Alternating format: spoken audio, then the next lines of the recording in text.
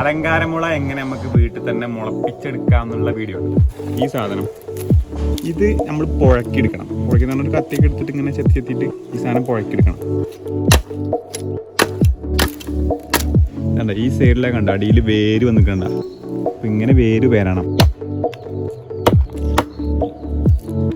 എന്നിട്ട് നമുക്ക് ഇവിടെ വെച്ചാണ് ഇതുള്ളത്. ഇത് ഈ ഒരു ചീന്ത് കണ്ട് ഈ ചീന്ത് ഇങ്ങനെ നിൽക്കണം.